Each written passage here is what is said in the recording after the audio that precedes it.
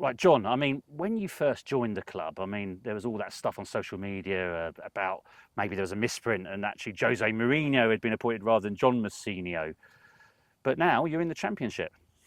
Yeah, I mean, it was an interesting time. I remember having really direct conversations with the club about making sure that we did acknowledge the fact that it wasn't going to be one of those frontline appointments that I think everybody had been expecting, and certainly not a name that anybody was familiar with outside of a few of the probably Football League anoraks that had seen a few bits from my playing career, and that was fine. We wanted to acknowledge that and make sure that we knew certainly from the outside that we were making this appointment for a certain reason, and it follows the way that the club wanted to take the club in a certain direction.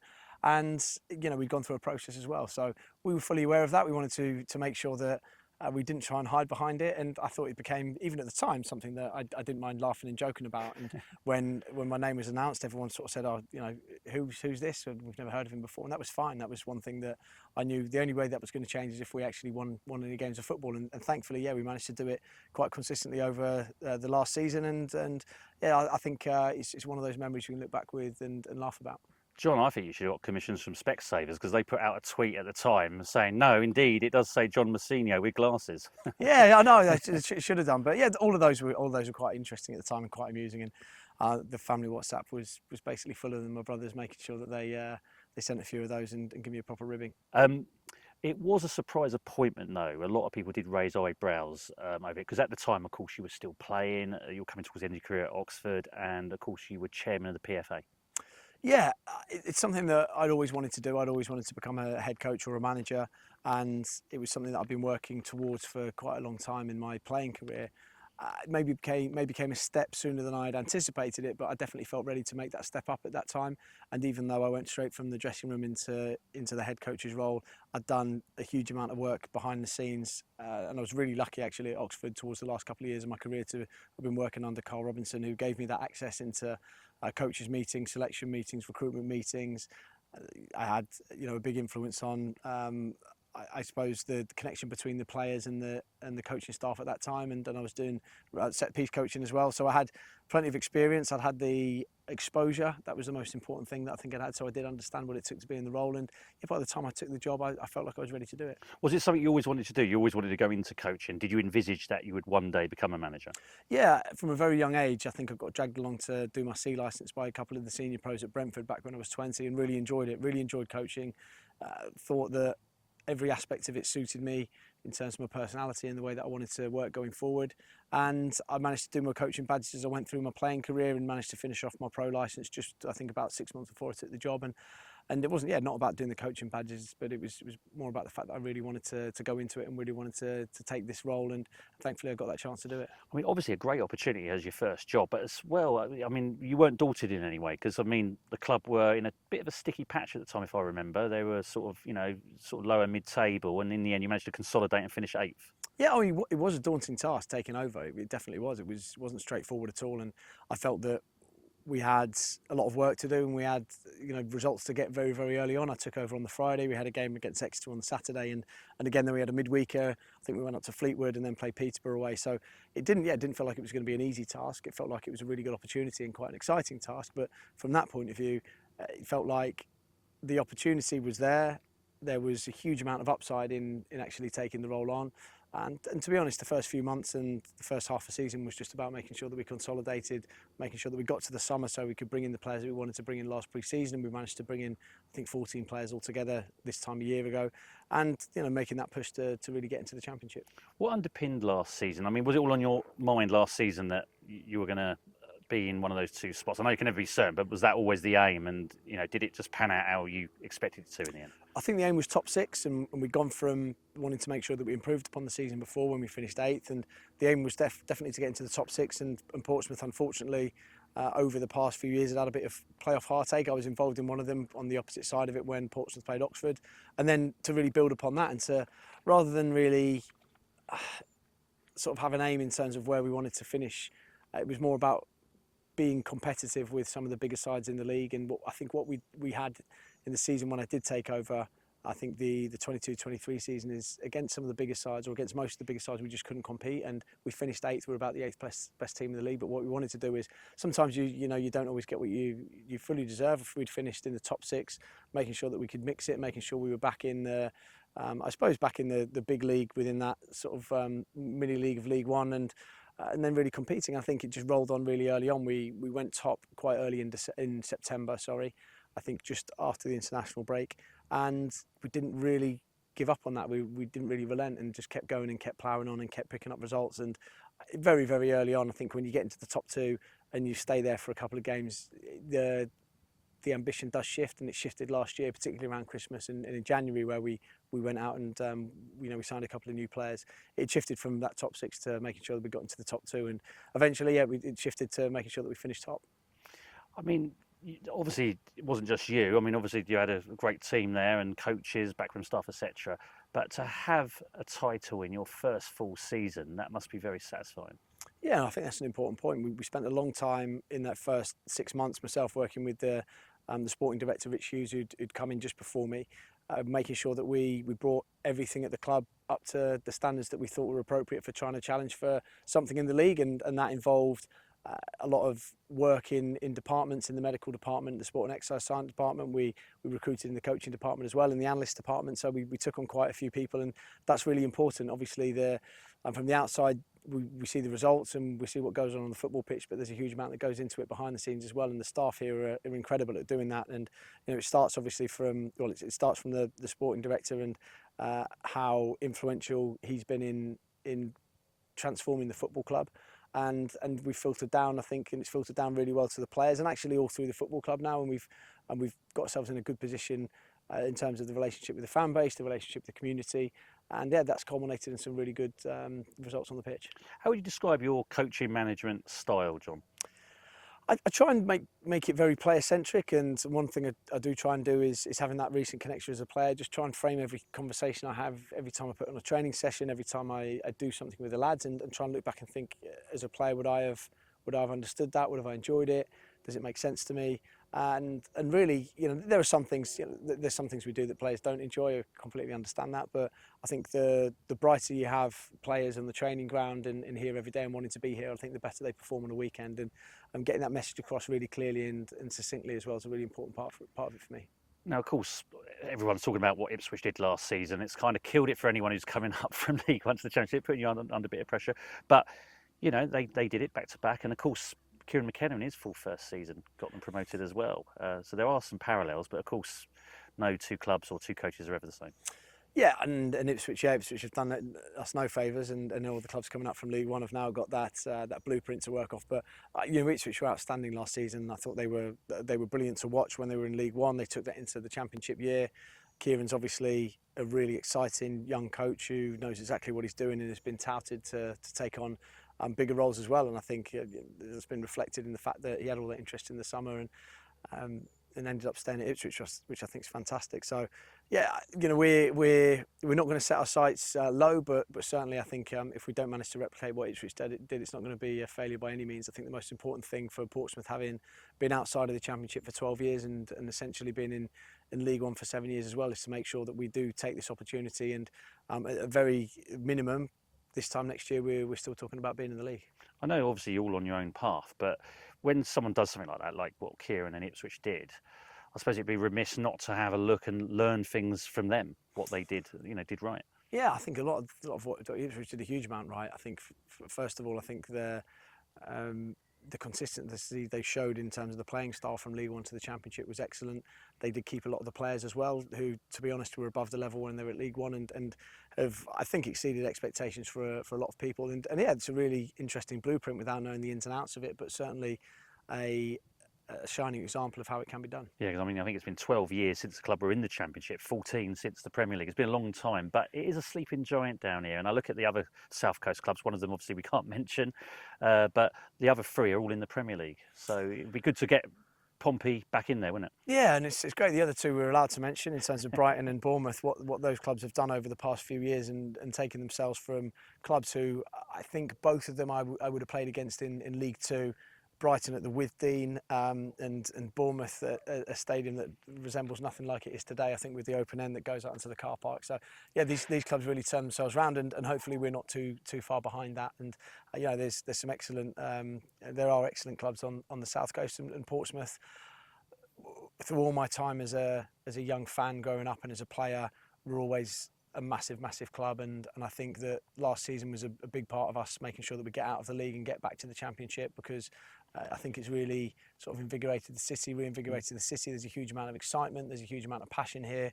I think anyone that's ever been to Fratton Park knows what a brilliant place it can be to play and watch football, and we've got to really focus in on that and make sure that we leverage that as much as possible. Because actually, you seem to have all the fans on side now, don't you? I mean, the club has been divided a bit in the past, but that seems to have gone away now. Is that something that you worked on in terms of, making it closer between the fans and the club? You know what? The only way I think you can ever work on that is by winning games, and we can do as much as you want. You can do as much as you want in the community. You can have a great relationship with the fans. You can always, I think you should, regardless of whether you win, losing or draw, be respectful, engage with the fans as much as possible. But I think that only gets you so far. You've got to have performances and you've got to have results. And I think that's the most important thing. That's what's brought the club a lot closer together, is the fact that we did get results last season. And there were a lot of frustrations over the past few years that everybody sort of managed to get out of their system. And I think it was just a big relief to anyone more than anything. I'll ask you, John, what does success look like for Portsmouth this coming season?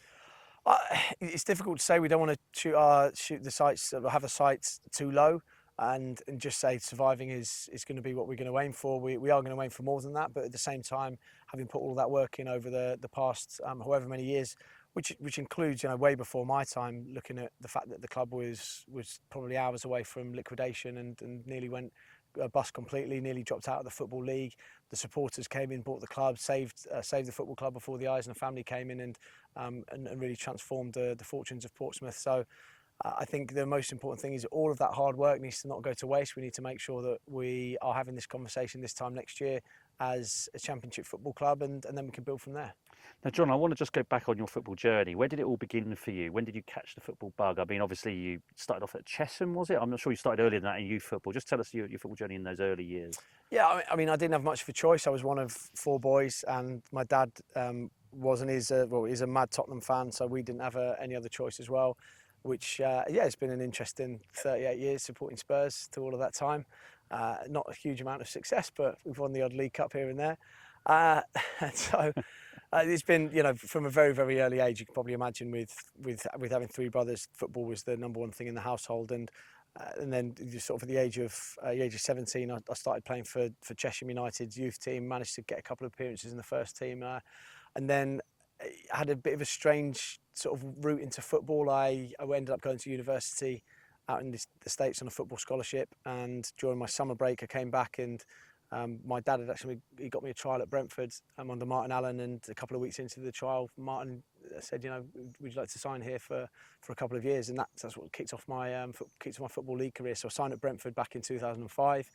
I had a number of clubs as I went through, but it was always a massive thing for me. Football was always the thing that completely dominated my life, and I felt very, very lucky to get into the game. I remember when I sort of played one game for Brentford, thinking that's an amazing thing that no one can ever take away from you, and I really enjoyed it at the time, and I was very, very lucky to go on and play quite a few games in the league, and I've been very, very fortunate to then go and continue my football career sort of post playing.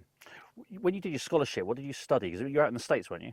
Yeah, you don't have to pick anything in the first year. In the States, I was thinking of doing history, and I only spent a year out there. I was going to go and do all 4 years, but came back, had the opportunity, and it was a bit like, look, you can drop out of university now and turn pro, or go back and finish your degree. And it was a bit of a no-brainer for me at the time. I'd have loved to have finished it, but unfortunately the opportunity didn't present itself. At 19, I thought it was about the last chance I'd probably get to turn pro.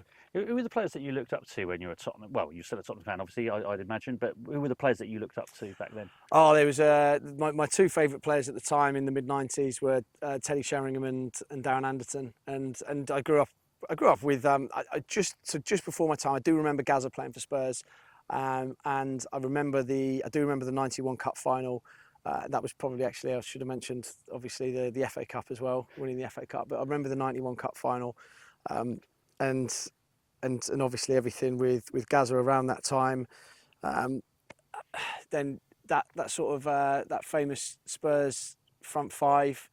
that played under our D-Les that included Anderton and Sheringham. That was amazing to watch. Scored a load of goals, conceded a load as well. Spurs were like that in the 90s. It was brilliant. So yeah, those are my two favourite players. And then I remember watching Gazza in '96 as a young 10-year-old. Thinking I know it was amazing. And anyone that was there in that summer in England knew how special that was. That was a really brilliant time. And yeah, so those sort of players really stick out in the memory. Just so I got my own Darren Anderton fond memory. He actually set me up my last ever goal that I ever scored in football. It was a six-a-side game, a work thing, and he set me up. And Nigel Winterburn was trying to close me down, so that was a nice way to end my not so great football career. But yeah, he was a great player, wasn't he? Yeah, just attacking football with those sort of players, and we were lucky enough at that time to have Klinsmann come over as well with Barnby on the other wing, and just really exciting football. And yeah, I love those two. Sheringham was such a good player and a big name down here as well as is Darren Anderton. So that was one of those coincidences when I took the job, and yeah, really fond memories of watching Spurs, even though we didn't win much. Now, John, I mean, one of the things that has happened in more recent times, and it's quite refreshing, isn't it, that clubs like Portsmouth are giving young coaches like yourself a go. You know, obviously Kieran at Ipswich, we've seen it across all the divisions, really. How welcoming is that? Because there used to be a time, didn't it? It was always the same managers that got the same jobs. Yeah, I think it's probably a reflection of the change in structure for a lot of football clubs, where there is a football or a technical director, a sporting director, a head of football, whatever sort of whatever guise that person comes in as, and it means that I think the appointment processes are getting slightly different, and there's much more of it's just a different approach, I suppose, to what it used to be back in the day, where there was a manager who did pretty much everything, from recruitment to recruitment of staff, to recruitment of players, to managing the groundsman, to managing everything to do with the football club, which is probably far too much to me being able to focus on the coaching. And I think that's where I think the difference in approach to recruitment from the head coach and the management perspective has come as well. And I think that's only going to go one way. It's very, very European in terms of the way that we've taken that on board, but I do think it's a really good model that we can use going forward. Yeah, I mean, obviously the job, there's a lot of time is dedicated to it, so you must have a very understanding family. Yeah, I've got a very understanding wife. I've got two young kids, two daughters who really enjoy the football, but are probably getting a bit used to seeing less of me. So I do try and make sure that I prioritise time with them when I am at home, and try and block out the football as much as I possibly can. But they've enjoyed a lot of good times on the football pitch at the end of the season, especially last year at Fratton Park. That was brilliant for them to be able to come down and experience that. And they've all moved down here with me, and that's been a big part of coming down, I think, and trying to recognise what it's like to live on the island, to recognise what it's like to be part of the city, and I've really enjoyed that. I think that's been a crucial part of being a head coach, having an understanding with the football club and with the city. And yeah, they've taken that on board, moved at the drop of a hat, which pretty much happened overnight, and settled in really well. And yeah, long may it continue. And how do you find that walking around the city? I mean, you must be stopped quite a bit, and people want to talk about football to you.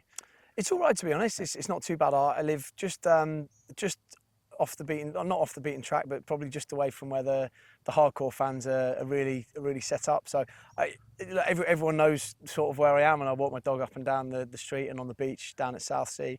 I make no secret of it, and yeah, the fans are great. Come up and ask for a picture and an autograph, and all very very friendly and respectful, probably because we're winning a load of games. So yeah, hopefully that continues as well. But yeah, it's been great living down here. And just finally, the Championship, obviously a great division. A lot of the teams are pretty similar, aren't they, in a lot of ways? There's not much between some of the teams. We see that every year with the amount of clubs that are competing for playoffs. What can we expect? I think, a very tight league, a very tight division. And if you look at the battles last year for the top spot, it went right down to the wire, really, with four of those teams. I think that ended up competing. The playoffs were really tight. I think the relegation battle, I think it went down to the last day, I seem to recall. But some big clubs down there, and a lot of clubs that were threatened until quite late. And I think we can expect more of the same. The sides that have come up, I think, will be really competitive. We've got some massive clubs to face when that are coming down as well, with big resources. Aside from any of the parachute payments, they've just got huge resources anyway as football clubs, the likes of Sheffield United, Burnley, and obviously Luton having that year in the Premier League. There's some fantastic coaches in there, some fantastic clubs, and I think it's just a really exciting league to be part of.